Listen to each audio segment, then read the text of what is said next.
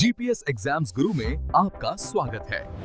हमारे साथ बिहार बोर्ड और सभी प्रतियोगी परीक्षाओं की तैयारी करें। नमस्कार। कभी नींबू चखा है या शायद सिरका, वो जो एकदम जुबान पर लगता है ना, खट्टा सा स्वाद, वहीं से शुरू होती है हमारी आज की चर्चा। अम्ल यानी एसिड्स की दुनिया। ये सिर्फ मतलब स्वाद की बात नहीं है, ये वो रसायन है जो हमारी बैटरी से लेकर हमारे पेट तक लगभग हर जगह मौजूद है। तो आज हम इन्हीं अम्लों की गहराई में उतरेंगे। ये क्या बला है, कैसे काम करते हैं, कितने अलग अलग तरह के होते हैं और हमारी जिंदगी और विज्ञान में इनकी क्या अहमियत है। कोशिश रहेगी कि इस बातचीत के बाद ना अम्लों के बारे में वो चीजें साफ हों जो शायद किताबों में उतनी हाईलाइट नहीं होती। चले इस खट्टेपन के पीछे का साइंस खोलते। तो सबसे पहले ये अम्ल आखिर हैं क्या? अगर किसी को समझाना हो बिल्कुल आसान भाषा में, तो कैसे बताएंगे? हाँ, तो सबसे पहली मतलब बेसिक समझ बनी वो दी थी वैज्ञानिक अर्हेनियस ने।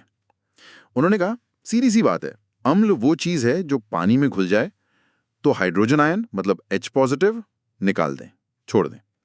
जैसे नमक का तेजाब होता है ना, हाइड्रोक्लोरिक एसिड HCl, पानी में डालते ही ये H पॉजिटिव और क्लोराइड आयन Cl नेगेटिव में टूट जाता है। और यही H पॉजिटिव आयन है, समझ लीजिए, अम्ल की सारी करामात की जड़। अच्छा, तो ये H पॉजिटिव आयन ही असली खिलाड़ी है यहाँ। लेकिन मैंने सुना है कि अम्ल की परिभाषा वक्त के साथ बदली भी है। क्या ये अरेनियस वाली काफी नहीं थी? हाँ, बिल्कुल बदली, क्योंकि देखिए साइंस आगे बढ़ी और वैज्ञानिकों ने देखा कि भाई कुछ चीजें हैं जो एसिड जैसा बर्ताव तो करती हैं पर शायद पानी में ना घुलें या H+ उस तरह ना दें। तो फिर ब्रॉन्स्टेड और लोरी आए। उन्होंने कहा कि अम्ल वो है जो प्रोटॉन, जो असल में H+ ही है, वो दान कर सकता है, मतलब दे सकता है, और क्षार या बेस वो है जो प्रोटॉन ले सकता है। ये थोड़ी ज्यादा बड़ी परिभाषा हो गई। फिर लुईस की परिभाषा आई, वो इलेक्ट्रॉन के जोड़े के लेन देन पर है, वो और भी व्यापक है।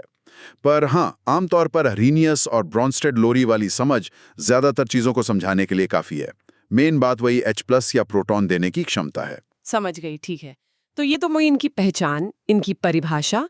अब आते हैं इनके मिजाज पर, मतलब इनके गुण क्या हैं। खट्टा स्वाद तो पता चल गया, और क्या खास है इनमें? खट्टे स्वाद के अलावा एक बहुत ही आम टेस्ट है, स्कूलों में खूब करते हैं बच्चे, लिटमस टेस्ट। अम्ल जो हैं वो नीले लिटमस पेपर को लाल कर देते हैं। हाँ हाँ, याद आया, नीला लिटमस लाल। बिल्कुल। और पीएच स्केल पर देखें तो इनका मान हमेशा 7 से कम होता है। 7 मतलब न्यूट्रल, जैसे पानी। 7 से जितना कम पीएच उतना ही ज्यादा एसिडिक। पीएच 7 से कम, ठीक है। और इनके केमिकल बिहेवियर के बारे में, क्या ये दूसरी चीजों से मिलते जुलते भी हैं, मतलब रिएक्शन वगैरह? हाँ बिल्कुल, इनका एक बहुत जरूरी गुण है धातुओं के साथ रिएक्शन। जैसे जिंक है, लोहा है, मैग्नीशियम है, ऐसी जो एक्टिव धातुएं हैं उन पर अगर अम्ल डालें तो हाइड्रोजन गैस निकलती है, H2 गैस, बुलबुलों के साथ। अच्छा, हाइड्रोजन गैस। हाँ, और एक और बात, जब ये पानी में घुलते हैं तो आयन बनाते हैं ना, जैसे HCl ने H+ और Cl- बनाया। तो इन आयनों की वजह से इनका जो घोल होता है वो बिजली चला सकता है, कंडक्ट कर सकता है इलेक्ट्रिसिटी। इसीलिए तो बैटरी में एसिड इस्तेमाल होता है। ओ हाँ, बैटरी वाला एसिड। और ये भी सुना है कि ये चीजों को गला देते हैं, वो संक्षारक वाली बात। करोसिव, हाँ हाँ बिल्कुल। ज्यादातर अम्ल संक्षारक होते हैं, खासकर जो प्रबल होते हैं, मतलब स्ट्रॉन्ग, और सांद्र होते हैं, मतलब कॉन्सेंट्रेटेड। ये त्वचा, कपड़े, धातु, यहाँ तक कि पत्थर को भी नुकसान पहुंचा सकते हैं, धीरे धीरे गला देते हैं। इसीलिए लैब में या इंडस्ट्री में इनके साथ काम करते हुए बहुत बहुत सावधानी बरतनी पड़ती है। दस्ताने, चश्मे, वो सब जरूरी हैं। सही कहा। और इनका एक और गुण आपने बताया था, क्षारों को उदासीन करना। न्यूट्रलाइज। हाँ। हाँ, ये तो केमिस्ट्री की सबसे बेसिक और जरूरी रिएक्शंस में से एक है, उदासीनीकरण, न्यूट्रलाइजेशन।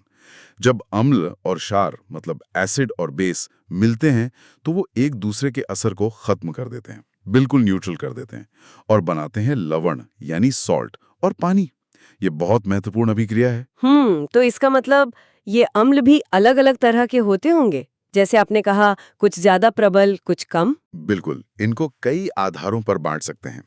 एक तो है कि ये मिलते कहाँ से हैं, मतलब स्रोत के आधार पर। कुछ अम्ल हमें कुदरत से मिलते हैं, पेड़ पौधों से, जीवों से। इन्हें कहते हैं कार्बनिक अम्ल या ऑर्गेनिक एसिड्स। जैसे सिरके में एसिटिक एसिड, नींबू संतरे में सिट्रिक एसिड, दही में लैक्टिक एसिड, टमाटर में ऑक्सैलिक एसिड। ये आमतौर पर मतलब जनरली थोड़े दुर्बल होते हैं, वीक एसिड्स। अच्छा, ये हुए ऑर्गेनिक। और दूसरे होते हैं अकार्बनिक अम्ल या खनिज अम्ल, इनऑर्गेनिक या मिनरल एसिड्स।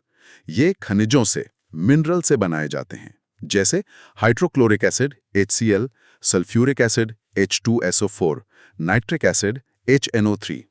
ये अक्सर काफी प्रबल मतलब स्ट्रांग होते हैं। आपने ये प्रबल और दुर्बल कहा, इसका ठीक ठीक क्या मतलब है? क्या ये उनकी ताकत है? कितना खतरनाक है ये बताता है? ताकत तो है, पर खतरनाक होना सिर्फ ताकत पर निर्भर नहीं करता।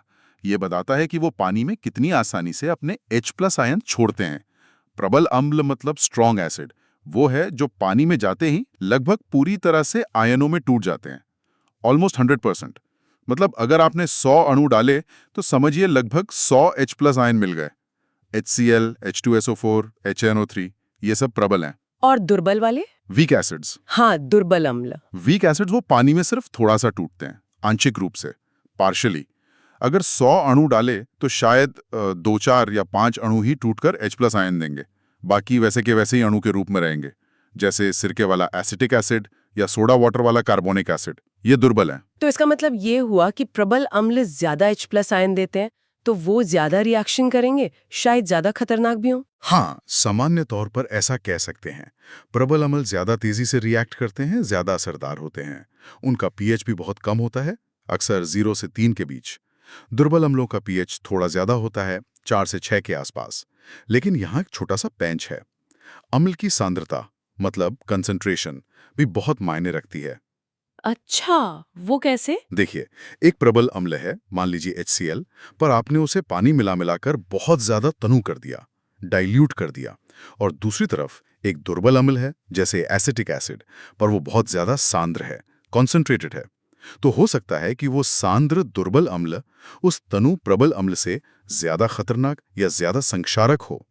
तो शक्ति, स्ट्रेंथ, और सांद्रता, कॉन्सेंट्रेशन, ये 2 अलग अलग चीजें हैं। शक्ति बताती है कि वो कितना टूटता है, और सांद्रता बताती है कि वो कितना घुला हुआ है। ये बहुत जरूरी पॉइंट है, शक्ति और सांद्रता। ठीक है, क्या कोई और तरीका भी है इन्हें बांटने का? एक और तरीका है जिसे हम केमिस्ट लोग क्षारकता कहते हैं, बेसिसिटी। नाम थोड़ा उलझा सकता है क्योंकि ये अम्ल की प्रॉपर्टी है, पर क्षारकता कह रहे हैं। हाँ, ये तो कंफ्यूजिंग है, पर इसका मतलब सीधा सा है कि अम्ल का एक अणु, एक मॉलिक्यूल पानी में घुलने पर कितने H+ आयन्स दे सकता है। जैसे HCl है, वो सिर्फ एक H+ देता है तो वो मोनोबेसिक है। सल्फ्यूरिक एसिड है H2SO4, उसमें 2 H हैं तो वो 2 H+ दे सकता है, तो वो डाइबेसिक है। वैसे ही फॉस्फोरिक एसिड है H3PO4, वो 3 H+ दे सकता है, तो वो ट्राइबेसिक है। Mono di tri. ओके, ये क्षारकता मतलब कितने H+ दे सकता है। Got it. चलिए, अब कुछ जाने पहचाने कॉमन एसिड्स और उनके इस्तेमाल पर आते हैं। हाइड्रोक्लोरिक एसिड HCl से शुरू करते हैं। ये तो पेट में भी होता है ना? हाँ, बिल्कुल। ये एक प्रबल अम्ल है, स्ट्रॉन्ग एसिड, और हमारे पेट में खाना पचाने में इसका बहुत बड़ा रोल है। सोचिए, पेट के अंदर का pH 1.5 से 3.5 तक हो सकता है। काफी एसिडिक माहौल होता है। बाप रे, तो पेट जलता क्यों नहीं? क्योंकि पेट की जो अंदरूनी दीवारें हैं ना, उनमें एक खास तरह की परत होती है, म्यूकस की, जो उसे इस एसिड से बचाए रखती है। कमाल का सिस्टम है बॉडी का। पेट के बाहर HCl का इस्तेमाल इंडस्ट्री में धातुओं की सफाई करने में होता है, जिसे पिकलिंग कहते हैं, और भी कई केमिकल बनाने में काम आता है। गजब। और सल्फ्यूरिक एसिड H2SO4, इसे रसायनों का राजा क्यों कहते हैं, किंग ऑफ केमिकल्स? क्योंकि ये दुनिया में सबसे ज्यादा बनने और इस्तेमाल होने वाले केमिकल्स में से एक है। ये भी एक बहुत प्रबल अम्ल है। इसका सबसे बड़ा इस्तेमाल तो खाद बनाने में होता है, उर्वरक, फर्टिलाइजर्स, जैसे अमोनियम सल्फेट। इसके अलावा जो कार की बैटरी होती है, लेड एसिड बैटरी, उसमें यही होता है। डिटर्जेंट बनाने में, रंग बनाने में ढेरों इस्तेमाल हैं इसके। और इसकी एक और खासियत है, ये पानी को सोख लेता है जबरदस्त तरीके से। डिहाइड्रेटिंग एजेंट है। अच्छा, और नाइट्रिक एसिड HNO3, इसका नाम अक्सर विस्फोटकों के साथ सुनने में आता है। हाँ, नाइट्रिक एसिड भी एक प्रबल अम्ल है और इसका इस्तेमाल विस्फोटक बनाने में होता है, जैसे TNT, ट्राइनाइट्रोटोल्यूइन या नाइट्रोग्लिसरीन। पर सिर्फ वही नहीं, ये अमोनियम नाइट्रेट जैसे जरूरी उर्वरक बनाने में भी बहुत काम आता है। रॉकेट फ्यूल में भी यूज होता है। ये तो हुए बड़े नाम, प्रबल अम्ल। अब कुछ दुर्बल अम्लों की बात करें। सिरके वाला एसिटिक एसिड CH3COOH। हाँ, एसिटिक एसिड ये एक क्लासिक वीक ऑर्गेनिक एसिड है। सिरका जो हम इस्तेमाल करते हैं ना, विनेगर, वो असल में एसिटिक एसिड का ही पतला घोल होता है, 3 to 5% बस। खाने में डालते हैं, अचार बनाने में, और हाँ, सफाई वगैरह में भी काम आता है। और वो जो कोल्ड ड्रिंक्स में फिज होती है, जो गैस निकलती है, वो किस एसिड से? वो होती है कार्बोनिक एसिड H2CO3 के कारण। जब कार्बन डाइऑक्साइड गैस CO2 को पानी में प्रेशर डालकर घोला जाता है तो ये कार्बोनिक एसिड बन जाता है। ये बहुत ही अनस्टेबल, मतलब अस्थिर और बहुत दुर्बल अम्ल है। जैसे ही आप बोतल खोलते हैं, प्रेशर कम होता है और ये फौरन वापस CO2 गैस और पानी में टूट जाता है। वही गैस बुलबुलों के रूप में निकलती है। अच्छा, तो वो CO2 की गैस है। ओके। और फलों का क्या? नींबू, संतरा, इनमें कौन सा एसिड होता है? उनमें होता है सिट्रिक एसिड C6H8O7। ये भी एक दुर्बल कार्बोनिक अम्ल है। यही उनको वो खास खट्टा टैंगी सा स्वाद देता है। फूड इंडस्ट्री में इसका बहुत इस्तेमाल होता है, फ्लेवरिंग एजेंट के तौर पर और प्रिजर्वेटिव के तौर पर भी। इनके अलावा भी कुछ है? हाँ, और भी है, जैसे फॉस्फोरिक एसिड H3PO4। ये उर्वरकों में इस्तेमाल होता है और कुछ कोला ड्रिंक्स में भी डाला जाता है, थोड़ा खट्टापन देने के लिए। एक और है बोरिक एसिड H3BO3। ये बहुत ही हल्का, बहुत दुर्बल अम्ल है, एंटीसेप्टिक की तरह काम करता है, कभी कभी आई लोशन वगैरह में होता है। वाह, मतलब सही में हमारी रोज की जिंदगी तो वाकई अम्लों से एकदम घिरी हुई है। अच्छा, अब जरा इनके केमिकल रिएक्शंस को थोड़ा और समझें। आपने बताया था कि ये धातुओं से क्रिया करके हाइड्रोजन गैस निकालते हैं। हाँ, जैसे मान लीजिए जिंक धातु का टुकड़ा लिया हाँ। और उस पर थोड़ा सल्फ्यूरिक एसिड डाला, हाँ। तो फौरन रिएक्शन होगी। जिंक सल्फेट नाम का नमक बनेगा और हाइड्रोजन गैस तेजी से निकलेगी बुलबुलों के साथ। Zn plus H2SO4 is equal to ZnSO4 plus H2 into Urdu. ये अम्लों की पहचान का एक तरीका भी है लैब में। ठीक है, और कार्बोनेट के साथ क्या होता है, जैसे संगमरमर है या बेकिंग सोडा? हाँ, ये बड़ी मजेदार रिएक्शन है और दिखने में भी पता चलती है। अम्ल जब भी किसी कार्बोनेट या बाइकार्बोनेट से मिलते हैं, कार्बोनेट जैसे संगमरमर, कैल्शियम कार्बोनेट, या वॉशिंग सोडा, सोडियम कार्बोनेट, और बाइकार्बोनेट जैसे बेकिंग सोडा, सोडियम बाइकार्बोनेट, तो हमेशा 3 चीजें बनती हैं। एक लवण, सॉल्ट, हाँ। पानी, और carbon dioxide gas, CO2 gas. हाँ, जैसे संगमरमर पर HCl डाला तो कैल्शियम क्लोराइड, लवण, पानी और CO2 बनेगी। CaCO3 plus 2HCl equal to CaCl2 plus H2O plus CO2 top. ये जो CO2 गैस निकलती है ना, इसी से वो तेज बुदबुदाहट होती है, जिसे एफरवेसेंस कहते हैं। और यही कारण है कि तेजाब संगमरमर की फर्श या मूर्तियों को खराब कर देता है, वो रिएक्ट कर जाता है। ओ, इसीलिए ताजमहल पर एसिड रेन का इतना बुरा असर पड़ा है। बिल्कुल, वो संगमरमर का बना है। अच्छा, और वो उदासीनीकरण वाली अभिक्रिया, एसिड और बेस वाली, हाँ, वो तो बहुत जरूरी है। वो तो सबसे महत्वपूर्ण है। अम्ल और क्षार, एसिड और बेस, एक दूसरे के असर को काट देते हैं। जैसे हाइड्रोक्लोरिक एसिड लिया, अम्ल, और सोडियम हाइड्रोक्साइड, क्षार लिया, दोनों को मिलाया तो बनेगा सोडियम क्लोराइड, यानी हमारा साधारण नमक, और पानी HCl plus NaOH is equal to NaCl plus H2O। और इस रिएक्शन में गर्मी भी निकलती है, ये एक्सोथर्मिक होती है। इसी सिद्धांत का इस्तेमाल लैब में टाइट्रेशन में करते हैं, किसी अनजाने घोल की कॉन्सेंट्रेशन पता करने के लिए। टाइट्रेशन, हाँ, कॉलेज में किया था। अच्छा, एक और बात आपने पहले कही थी कि अधातु ऑक्साइड पानी से मिलकर अम्ल बनाते हैं, नॉन मेटल ऑक्साइड। ये क्या चक्कर है? हाँ, ये जानना बहुत जरूरी है, खासकर आजकल के माहौल में पर्यावरण के लिहाज से।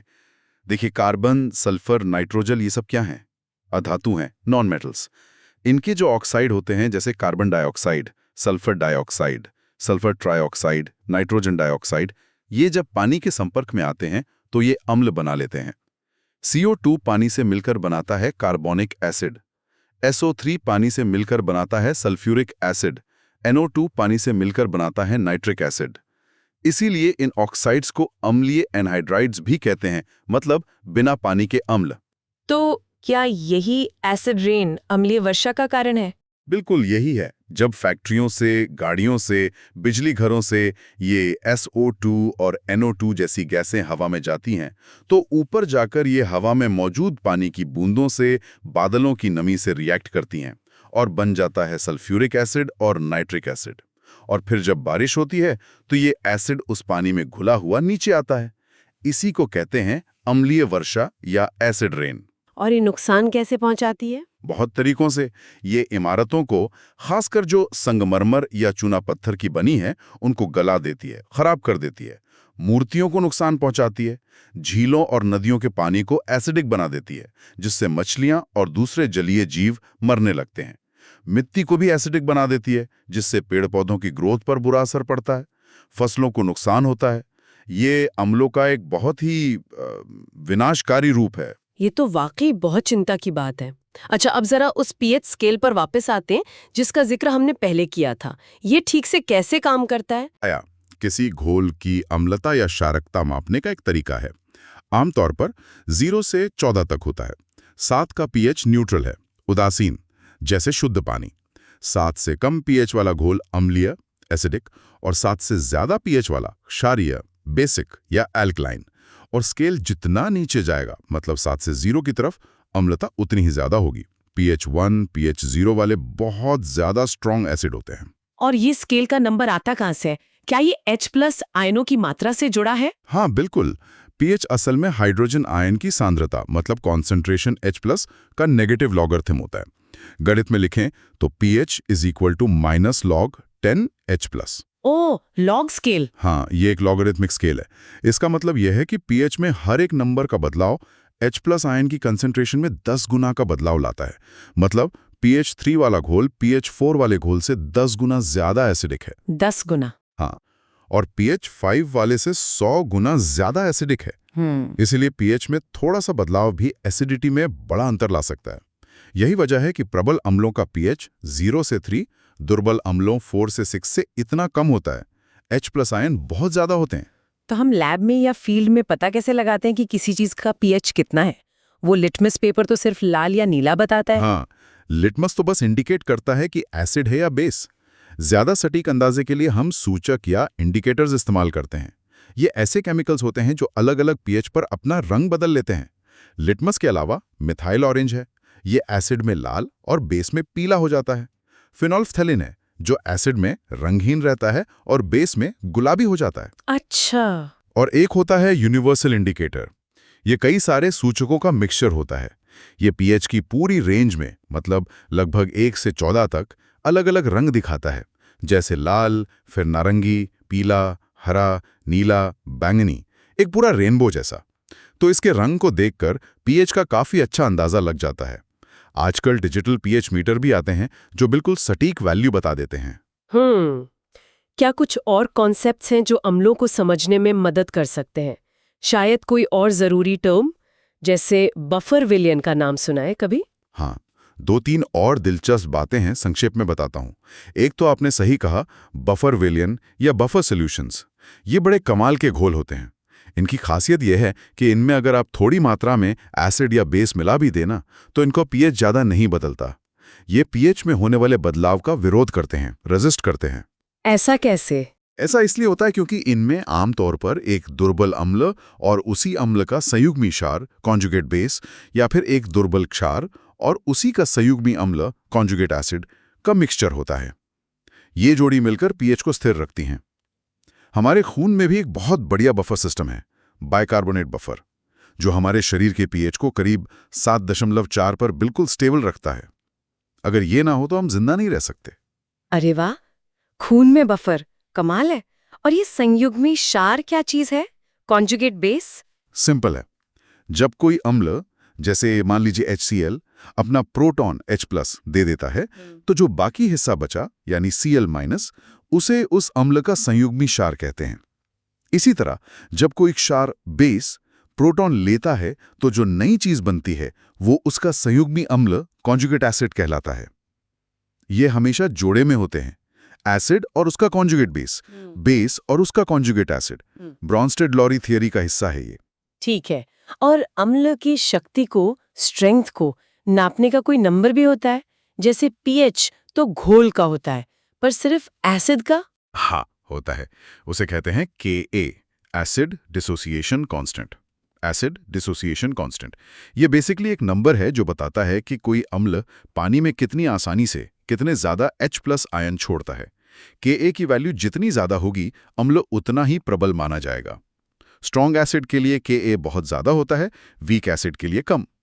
इससे जुड़ा एक और टर्म है pKa, जो -log Ka होता है। pKa जितना कम होता है, एसिड उतना ही स्ट्रॉन्ग होता है। ये वैल्यू साइंटिस्ट्स के लिए बहुत काम की होती है, अम्लों की तुलना करने में। का और पीके, ठीक है। तो हमने आज अम्लों की वाकई काफी परतें खोली, उनकी परिभाषा से शुरू करके उनके गुण, उनके प्रकार, प्रबल, दुर्बल, कार्बनिक, अकार्बनिक, फिर उनके ढेरों उपयोग, पेट से लेकर बैटरी और खाद तक, उनकी रिएक्शंस, पीएच स्केल और फिर बफर और के जैसे कॉन्सेप्ट्स तक। ये सचमुच हमारी दुनिया में हर जगह हैं, स्वाद से लेकर बड़ी-बड़ी इंडस्ट्री तक। बिल्कुल, और ये समझना जरूरी है कि अम्ल सिर्फ लैब की चीज नहीं है, ये हमारी जिंदगी का हिस्सा है। ये खाना बचाते हैं, कार चलाते हैं, खेत उपजाऊ बनाते हैं। लेकिन जैसा हमने देखा, अगर सावधानी ना बरतें या जैसे प्रदूषण के कारण, तो ये नुकसान भी पहुंचा सकते हैं। एसिड रेन एक उदाहरण है। तो इनका एक तरह से दोहरा चरित्र है, उपयोगी भी हैं और खतरनाक भी हो सकते हैं। इसीलिए इनका ज्ञान होना और इनको सुरक्षित तरीके से इस्तेमाल करना दोनों बहुत जरूरी है। सुरक्षा की बात आपने बिल्कुल सही कही, क्योंकि ये संक्षारक होते हैं। तो अम्ल के साथ काम करते समय क्या सबसे जरूरी सावधानी है? सबसे जरूरी नियम जो हमेशा याद रखना चाहिए, हमेशा अम्ल को धीरे धीरे पानी में मिलाएं। Never add water to acid. पानी को एसिड में नहीं डालना। कभी नहीं, क्योंकि जब पानी एसिड में डालते हैं तो बहुत ज्यादा गर्मी एकदम से निकलती है। वो घोल उबल सकता है और तेजाब उछलकर आपके ऊपर आ सकता है। बहुत खतरनाक हो सकता है ये। तो हमेशा एसिड को पानी में धीरे धीरे डालें और हिलाते रहें। और हाँ, हमेशा अच्छे क्वालिटी के दस्ताने और सेफ्टी वाले चश्मे जरूर पहनें और कोशिश करें कि जगह हवादार हो। ये जानकारी बहुत बहुत ज़रूरी है, खासकर स्टूडेंट्स के लिए जो लैब्स में काम करते हैं। तो आज हमने अम्लों के खट्टे स्वाद से कहानी शुरू की और उनकी गहरी रासायनिक दुनिया की सैर की। जाते जाते सुनने वालों के लिए एक सवाल छोड़ जाते हैं। हमने देखा कि कैसे हवा में मौजूद कुछ गैसें जो प्रदूषण से आती हैं, पानी से मिलकर अम्ल बनाती हैं और एसिड रेन करती हैं। आजकल हम क्लाइमेट चेंज और बढ़ते प्रदूषण की बातें तो बहुत करते हैं, लेकिन क्या हमने कभी इस तरह सोचा है कि हवा में इन अम्लीय गैसों के लगातार बढ़ने से हमारे पर्यावरण पर, जैसे मिट्टी की सेहत पर, उसकी उर्वरता पर या नदियों और समुद्रों के पानी की केमिस्ट्री पर कुछ ऐसे धीरे धीरे होने वाले छिपे हुए बदलाव भी आ रहे होंगे, जिनके असर शायद बहुत गहरे हों और जिनके बारे में हम अभी ठीक से समझ भी नहीं पा रहे? इस पर सोचिएगा जरूर।